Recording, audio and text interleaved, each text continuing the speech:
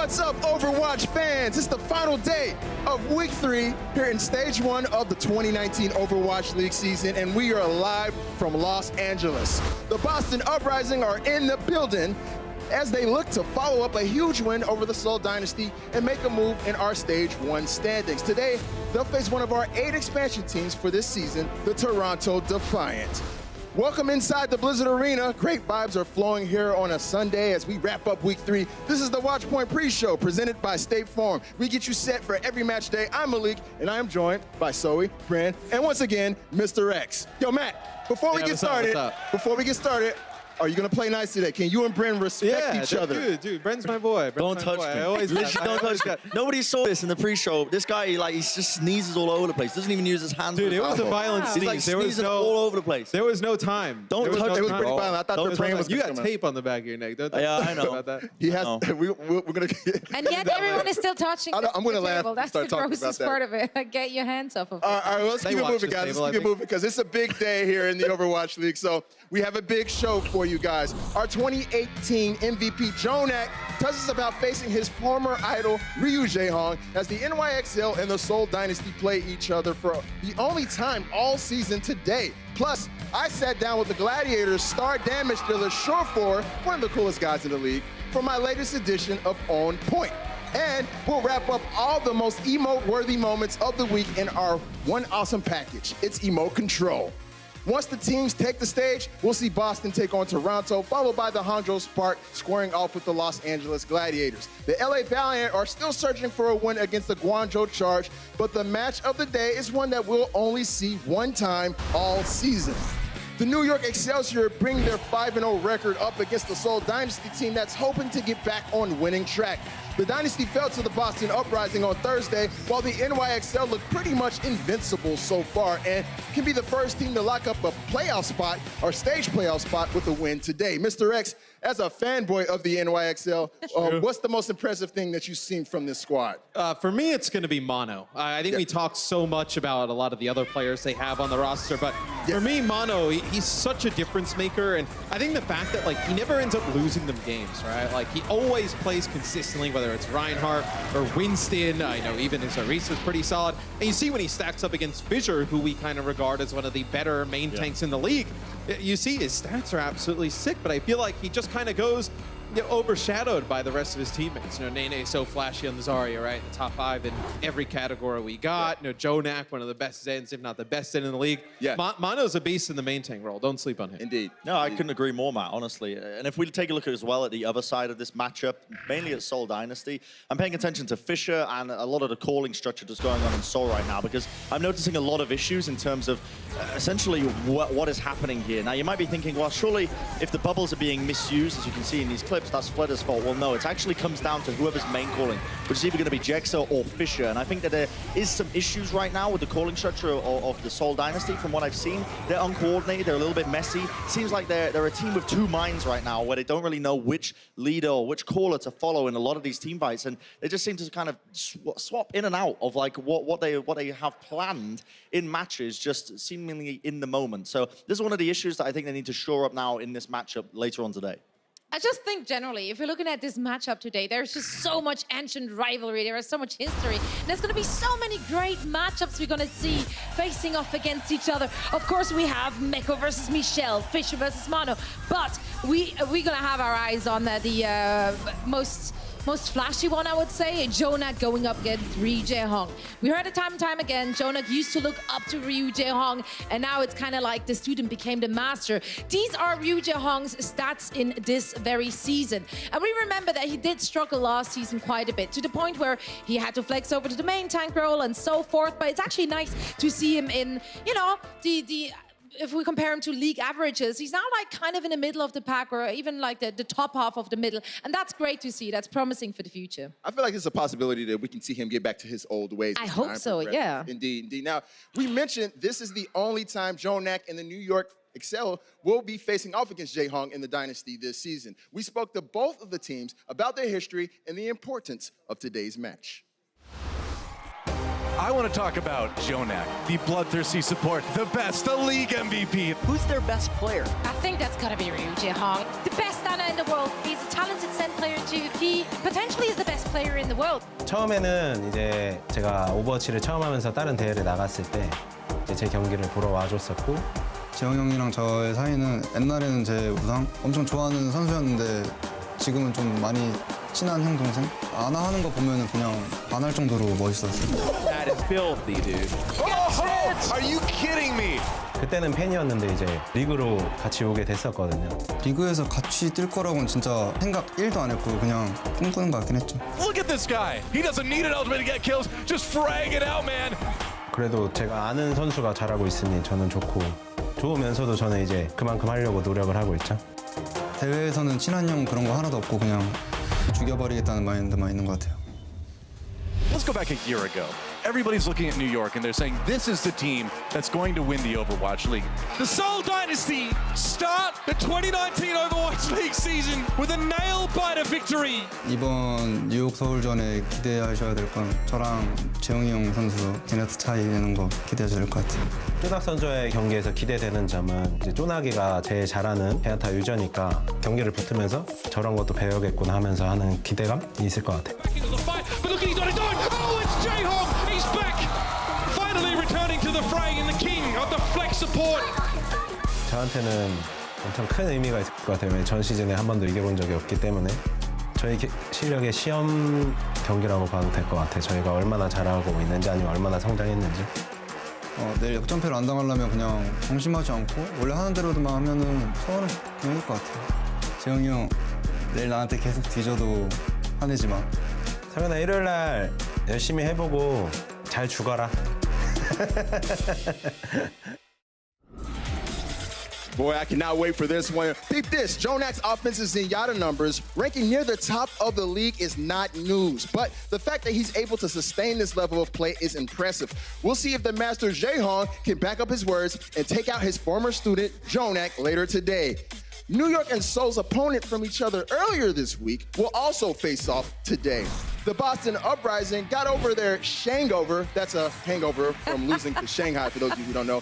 Wow. They got over it quickly with the win against the Dynasty. Meanwhile, the Defiant looked outmatched against New York. Both teams are 2-2. Zoe, how would you describe this Toronto squad So so he can far? speak right now.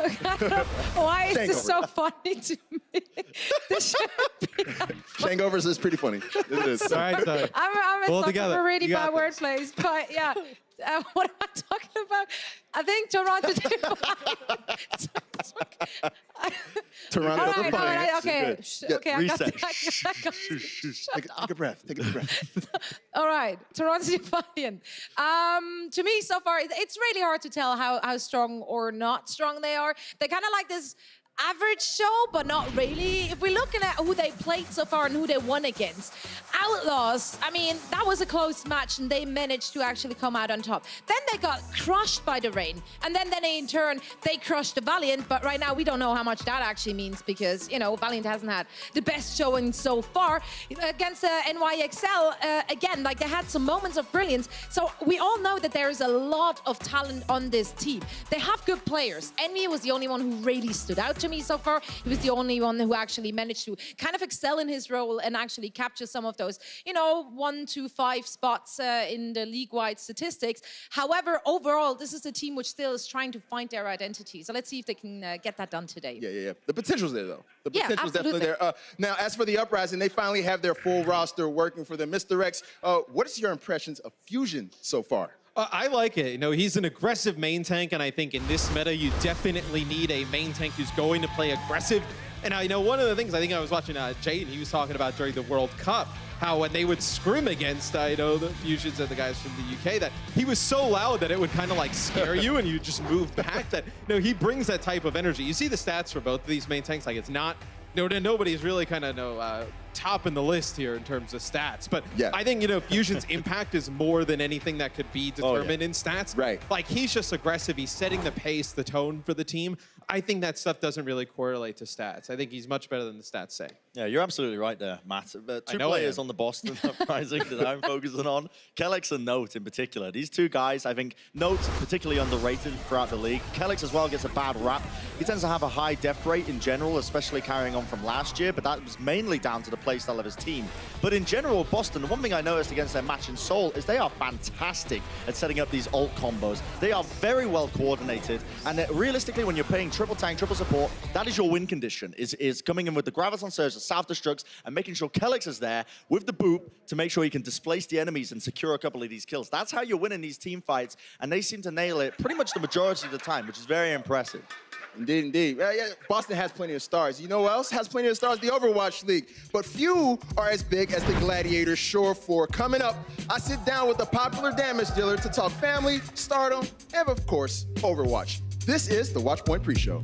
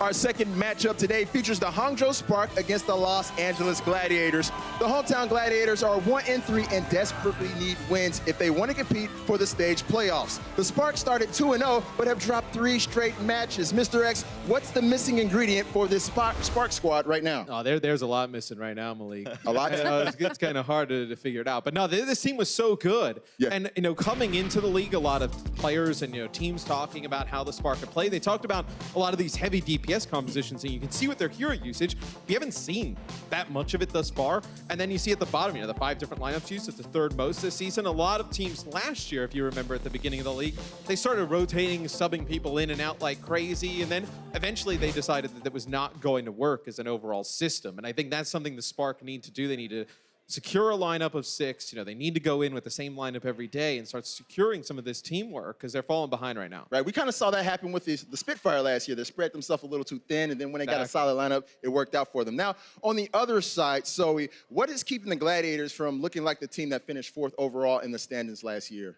I think if we're going back to watch their game against London Spitfire, there were a lot of moments where you can actually nitpick. There were a lot of moments with some questionable ult management, for example. But one of the things which stood out the most to me was how little value they actually managed to get out of their support players simply because they were dead.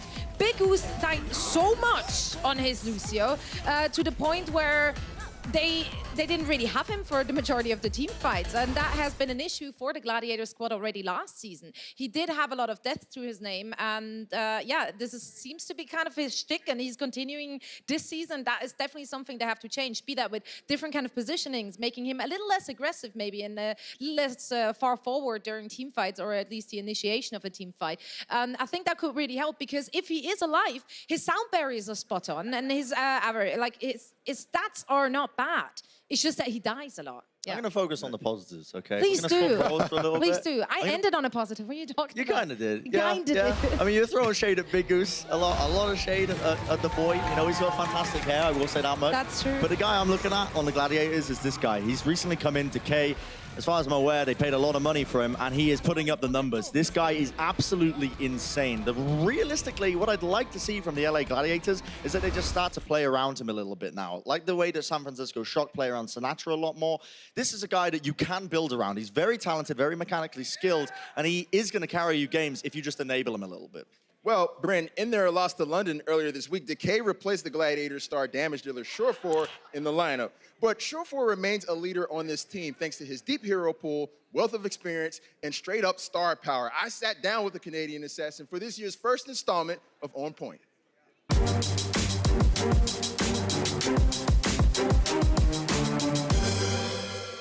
Surefour, Lane Roberts, thank you so much for joining us today for our first On Point in 2019. You are an OG when it comes to Overwatch, and you've been able to sustain this high-level play for a few years. How have you done it, man? I think a lot of it is just my competitive drive. It's always just kind of like be better than other people or be able to try and see where I am compared to everyone else. And I guess I've like created a legacy and an expectation for me that is like pretty much impossible for me to achieve anymore. When I was first coming into the Overwatch League, one of the things I wanted to be was kind of like the Wayne Gretzky of Overwatch. Yeah. So it's like, even when I've stopped playing the game and years have passed, if anyone thinks of the Overwatch League, my name will always be there. And it's a day at the shooting range for Lane Roberts. That was sick, and Surefour just cleaning up now. For those who are watching who do not know, could you give them the origin story of Surefour? How did your name come about? So my name was a randomly generated name on Xbox Live. So I'm sitting there with my dad making the account, and there was just a bunch of different suggested names, and one of them was Surefour. We were just like, okay, let's just do that, whatever, because I just want to get in. I think that is kind of cool, like your dad put you on to like the game pretty much. But what was it like growing up? Like where? It was funny because he kind of got me into gaming. But then as growing up, he was the standard dad. It's like, you need to stop playing games as much. You need to go outside more, you know, find a girlfriend, get a job. But then when I started making money and became a professional, now he comes to my games, watches every game, tells his friends and family about, hey, look, my guy's playing this. Oh, are you kidding me? Daddy's home, ladies and gentlemen. Surefour's going to propel the Gladiators forward. Surefour has dominated this whole matchup. How have you been dealing with, you know, all the popularity? You got the third best-selling jersey in the league. Like, how do these things affect you? It's like, I like popularity a lot because then it shows you there's a lot of people that like you. And they appreciate what you do. But then at the same time, the public eye is on you a lot more. Sometimes when I go to like conventions and stuff, it's really nice when people ask me to sign their stuff. Yeah. But then at the same time, when it keeps happening and I want to like get out, I get anxiety because then I feel bad about the people that still want to sign it. But then I'm like, I do want to leave. It's cool, but at the same time, it can be jarring at times as well. How did it feel for you last year to throw out the first pitch at the Dodgers game? For me as a person, I've never played baseball before. I practiced my pitch before it because I wanted to make sure I didn't mess up, because I knew a lot of people, if I messed up, would be like, see, these gamers, they don't play our sports. Right. They don't do what we do. You got a lot of weight on your shoulders at that point. It wasn't just for me. It was for the entirety of gamers. So I was like, okay, I need to make sure I actually do this right. And apparently I did it pretty good. I could not be more honored to be sitting here with you, man. I think you mean a lot to the competitive scene. Thank you for being a part of the first On Point of the year, man. I couldn't think of a better way to do it. Thanks for having me.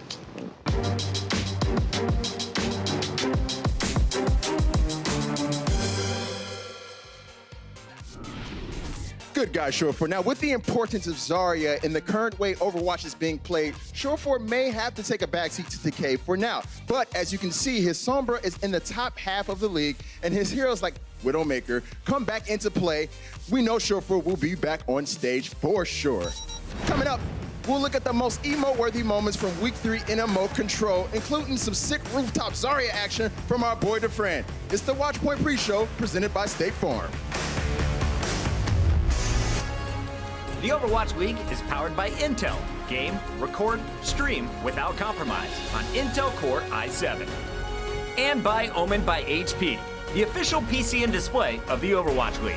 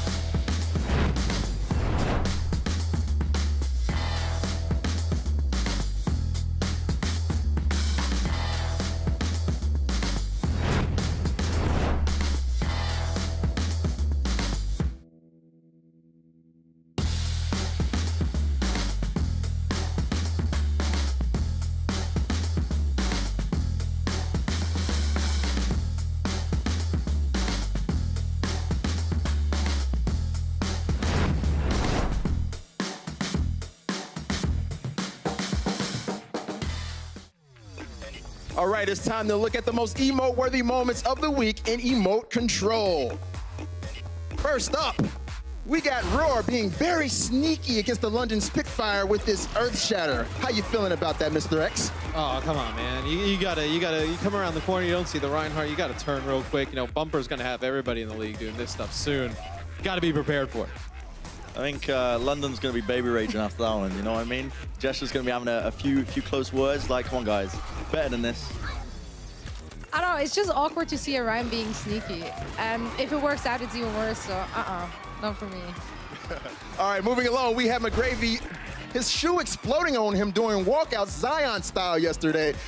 How you feeling about that one, Mr. X? Oh, bro, man, this ain't McGravy's fault. Like, come on, he's just trying to walk down the middle of the aisle. It's like a what face. Like, everybody's gotta get their feet out of the way. Watch it. Some of these guys got expensive kicks coming down the aisle. You can't just cover them up. I don't know how it happened, but that's funny. That's all I'm saying.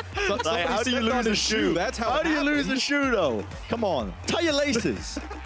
It's a yikes for me because I'm not worried about him losing the shoe. I'm worried about him taking that shoe and using it to high five people like right afterwards. What's up with that? You guys coming at me for sneezing. He should have sanitized. All right, up next we have Chris of the Florida Mayhem, who had a sound barrier that came up a little bit short.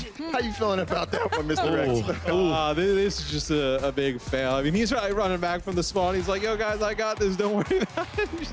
just makes it a little bit short. I don't know about Matt's choice of emotes. I don't know how much time you spend on Twitch, but that's funny. That's so funny, dude. How do you mess that up? You must feel bad, but I don't care. It's funny.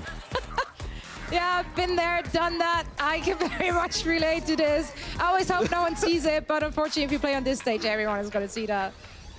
All right, moving along, we have that amazing Graviton from the friend yesterday with the assist going to Masa, of course, at Hollywood. How you feeling about it, Mr. X? This was sick. I think, the what face should just be like, it was so crazy when this happened. And, I think we're going to see, a few more of these spots. I know there's one like on Nepal that I think this works on as well. So don't be surprised if you see this in the future. Yeah, I know my sign's backwards, but yeah. I don't care. I want some PogChamps in the chat, so I'm going to do it again. I'm going to try and nail the face. All right, do that. Accurate. All right, that's a what face for me. It was amazing, but I know that in my games, every Zarya is going to try that too, and it's not going to look anything like it. So, no, why? All right, guys. That was Emote Control.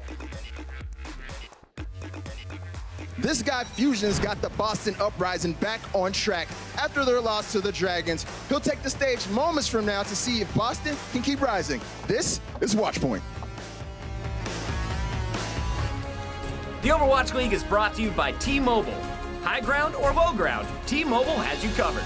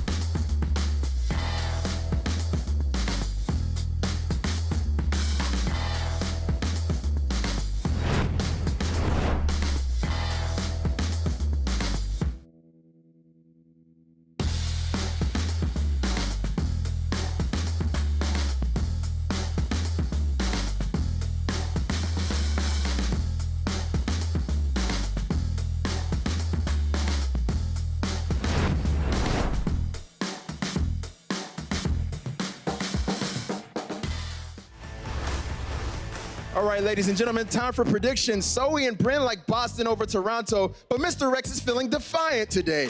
All three analysts take the Gladiators, Guangzhou, and New York to win their matches. Our face-off is Mr. Defiant versus Zoe. 30-second face-off. Go. I'll let you go first, Zoe. Thank you. Thank you. I really appreciate it. Well, okay, so here's the thing. Boston realistically didn't actually lose a single game because if you're looking at it, they played against New York. It was a close one, 2-1. It's New York though. The Valiant wins a game and 5 Shanghai against Dragons New York. also Come kind of on. didn't count because they didn't have fusions in their lineup. And realistically, if you look in statistics, you only had a 2.2% more win rate. I'm just throwing numbers I think at Toronto's going to come out and win this. I really like Ivy as a player. They get Neko back in the lineup going against their former team. They got a little bit of fire coming into this match. All right, you know what? Hey, good So job. little I have to say conviction. this before we get off air. Good job, Matt and Brent, for behaving yourselves at the desk. Everybody give them a hand here at the Blizzard Arena. I'm always well behaved. I'm always well behaved. You know that. So Never behave yourself. So you still feeling strung over right now? All right, guys. That's it for the Watchpoint pre-show presented by State Farm. We're getting out of here, and we'll see you later. Enjoy the matches, everybody.